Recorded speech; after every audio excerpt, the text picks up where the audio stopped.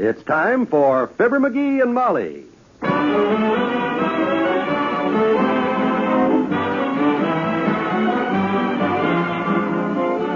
Every night, Monday through Friday, NBC brings you the Fibber McGee and Molly program, transcribed, written by Phil Leslie and directed by Max Hutton.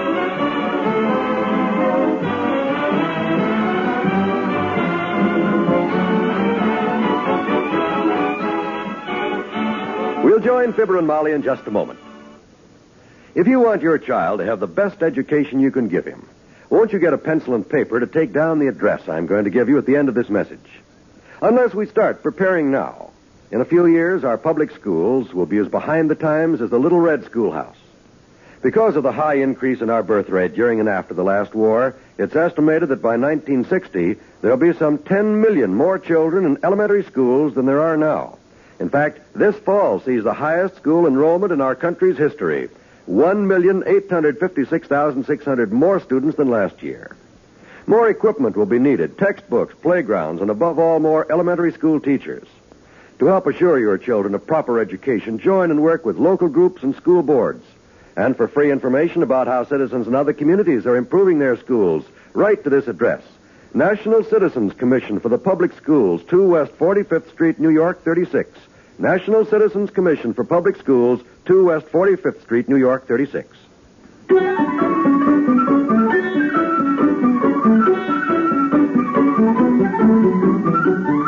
Ever since Mr. McGee got home from downtown this afternoon, he's been wearing a look of eager anticipation. He chuckles mysteriously to himself now and then, and every few minutes he hollers, "Hey, Molly." Yes, dearie? What time is it, you know? What time it is? What? Yes, it's exactly 3 minutes later than it was the last time you asked me. Sit down and relax. You're as nervous as a cow in a pasture full of deer hunters. Well, shucks, What are you doing with the telephone? I'm just checking to see if it works today. I haven't heard it ring since I got home this evening. Well, it's working all right. It just rang a few minutes ago while you were out front. It did? The phone ring? Well, why didn't you call me when the phone... Well, it wasn't for you. It was a wrong number. Are you sure? You sure it wasn't for me? Do you go by any other name than Fibber McGee? Well, down at the Elks Club, they call me Muscle. Muscle? That's short for Muscle Mouth. Well, Muscle, this call was not for you. Well, what makes you so sure? They asked for Eunice Petrosky. Petrosky? Who the nickel-plated heck is Eunice Petrosky? I don't know, but I feel reasonably sure it was not my husband. Oh, that ain't me. Now, why don't you sit down and read the paper while I finish getting the dinner? Well, the paper's not here yet. I looked a while ago. Besides, I'm too restless to sit down, Molly. I'm expecting an important phone call, and I want to be available. Well, I don't know anybody more available than you are, sweetheart. Who's the call coming from? Has the White House got a problem again, or is this just Mr. Warren asking some legal advice? You'll see, Tootsie. You'll see. All I got to say is that certain people in this town, when they hear who calls up here to ask me to do what before a very exclusive meeting of whom, they'll change their opinion of how unimportant your husband is. That's all I got to say, and I can do it, too. Well, I probably shouldn't have asked you in the first place. Whatever it is, I'm sure that you... Company, come in. Oh, hi, old-timer. Hello there, kids. Hi, daughter. Hi. Hey, Johnny, this your newspaper? I believe it is, Mr. Oldtimer. McGee was looking for it a while ago. Yeah, thanks, old-timer. Where'd you find it? Right out front there on the top of your sugar maple, Johnny.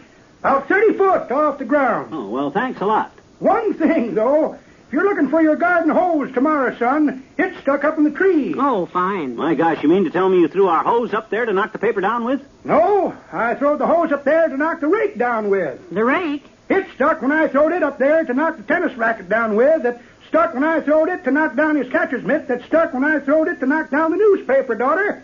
My gosh, you've had a busy afternoon decorating our maple tree. You must be wore out. Nope.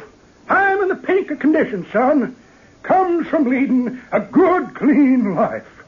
I got 5 big don'ts in my life. 5 don'ts. I don't drink, don't smoke, don't gamble, and don't stay out nights gallivanting around. Yeah, but that's only 4. What's the other don't? Don't you believe it? So long, kid. So long. Don't hurry back. I'm gonna wish that phone would ring. What time is it, Molly? About 1:30. What is this important phone call, anyway? You just be patient, Tootsie. All I can say is you'll be proud of me, that's all. Oh, no, McGee, I'm always proud of you, sweetheart. I don't care what people say. Come on out in the kitchen and talk to me while I finish dinner. Okay. Just so we don't miss the phone when it rings. Oh, we'll listen. Well, what happened downtown today? Anything interesting? Well, now that you mention it, a funny thing did happen right in front of the city hall. I was just... Say, do you mind if I keep working while you talk? Oh, no, you go right ahead. As I was saying... I'll set the parakeet over here. Hi, birdie. Isn't he cute? Go ahead, dearie. Okay, I was saying... Let me get to the sink there. I want to pour the water off these potatoes. How do you expect me to tell you this story if you keep interrupting all the time, Molly? If you'd rather not hear it... Oh, I'm sorry, sweetheart. You know I like to hear all the news from downtown. Go ahead. I'm all ears. Well, as I was saying...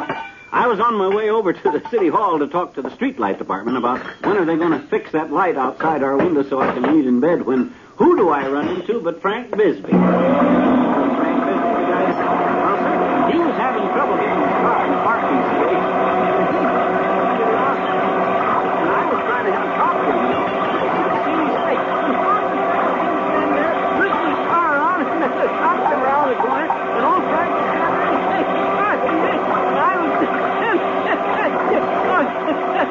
and then the truckload of hay pulled up, you see. And then the girl with the sunglasses on. And after they got the pigs back in the wagon, the fire engine went home. Of course, it wasn't his fault. There, now, dinner's ready. And would you believe it, Molly? That cop gave him a ticket for jaywalking. Would you mind repeating that again, McGee? I said the cop gave him a ticket for jaywalking. No, not that. The whole story. The whole story? That electric mixer made so much noise I couldn't hear a word you were saying. Come on, kiddo, let's eat.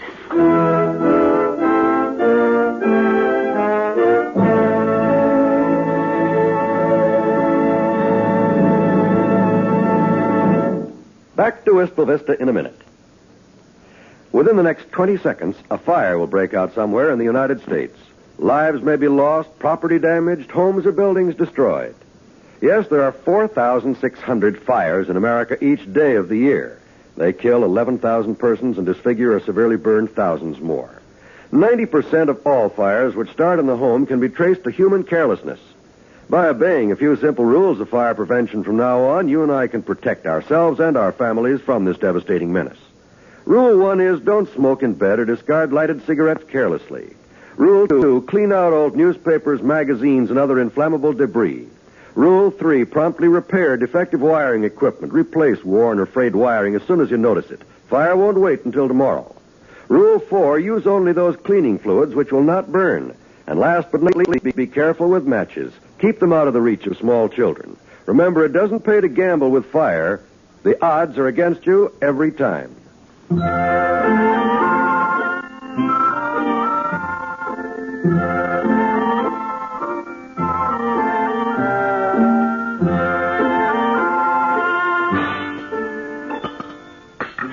Would you like another piece of pie, McGee? There's plenty. I said, would you like another piece Listen, was that the phone? Did you hear the phone? I thought I heard the phone. Did the phone ring? Finish your dinner. When that phone rings, you'll hear it.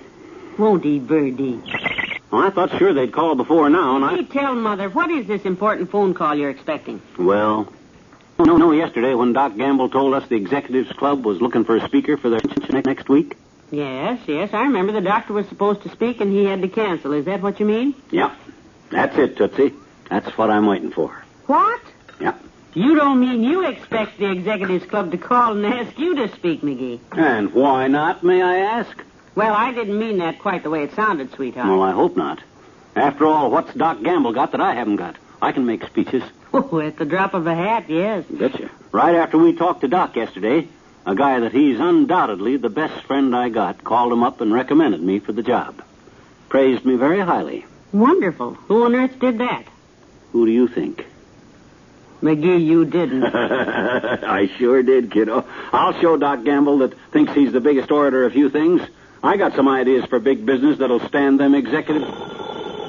That's it. That's it. I'll get it. Careful, dearie. Watch out for the lamp. Oh, Dad rat. Help me get my foot loose. I'm tangled up in the light cord. Oh, Yeah. Oh, my ankle. Here, let me help you out. Never mind me. Answer the phone. Quick, Molly, grab it. All right, Daddy. Oh. 79 Wistful Vista, Molly McGee speaking. Do they want me? Tell them I'll do it. Tell them I'll do it. I'll make the speech. Just a minute, McGee. I can't hear the man. Hello? Who? Eunice Petrovsky? No, I'm sorry. There's no one here by that name. That's all right. No harm done. No harm done, she says. Oh, my... I thought for a minute there I was going to be laid up with a fractured ankle and wouldn't be able... Come in. Well, Dr. Gamble. Hello, my dear, and good evening to you, laughing boy. You mind if I come in? As a matter of fact, Doctor, I'm very glad you chose this moment to drop in. A likely story. Is the executive club still looking for a brilliant, well-informed, highly intelligent speaker to take the place of that half hour of hot air you were supposed to give him? I don't know, Sonny. The president seemed to feel that they'd have a hard time replacing me. But, boy, the greatest thing that ever happened to that executives club was you canceling out. Gives them a chance to get a real speaker. Who? Himself, Doctor. He expects a call. What? Yep. When they call up here to plead with me to speak, I'm... Oh, stop it. You're killing me. Oh, no. Look at him. Oh, gosh. Look, you noisy little fake. The day the executive club calls to ask you to address a luncheon, I will buy you the finest box of cigars in town. Well, you see, Doctor, the reason McGee expects them to call... Tell him nothing, Molly. Tell him nothing. Box of cigars, eh, Fatso? 50-cent cigars. That's a deal. And you, Doctor, are about to witness the finest example of timing since the invention of radio. Answer the phone, will you, my dear? Gladly. 79 Wistful Vista, Eunice No, Molly McGee speaking. Who? Oh, yes, he's here. Just a minute, I'll ask him. It's for you, dearie. Oh? The president of the Executives Club wants to know if you'll address their luncheon next week. What? Hello? Yes, this is Mr. McGee. As a matter of fact, I think I can squeeze you into my schedule. All right? Well, I'll be a blank exclamation point. I thought you would, Doctor. Yes, I'll be glad to.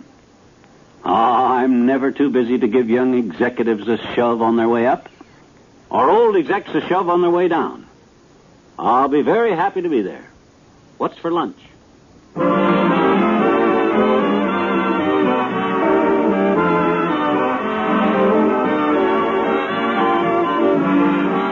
Fibber and Molly will be right back. A minute of your time, if I may, to remind you about some great radio entertainment that's headed your way on the NBC Radio Network. Tomorrow evening, I'd like to recommend a new NBC program to you. It's Rocky Fortune, and it stars Frank Sinatra. As Rocky Fortune, Frank Sinatra follows up his dramatic triumph in From Here to Eternity with a straight acting role that you'll truly enjoy. On his new show, Frank portrays a footloose adventurer drifting from job to job and finding an intriguing story at each stop. We know you'll enjoy Rocky Fortune once you hear it. So make it a date to be in the radio audience tomorrow evening to hear Frank Sinatra as Rocky Fortune. Also tomorrow night, listen to the wonderful music that comes your way when Eddie Fisher and Dinah Shore each provide a quarter hour of delightful entertainment. Yes, be on hand for two of the nation's most popular singers, Dinah Shore and Eddie Fisher, tomorrow and every Tuesday and Friday evening on the NBC Radio Network.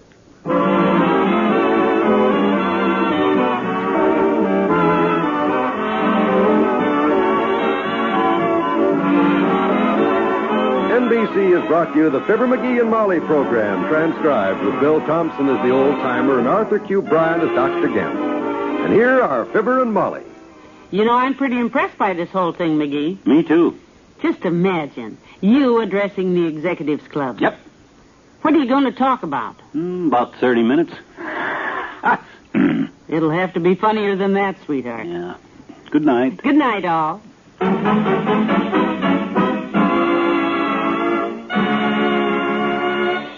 This is John Wald inviting you to be with us again tomorrow night for another visit with Fibber McGee and Molly.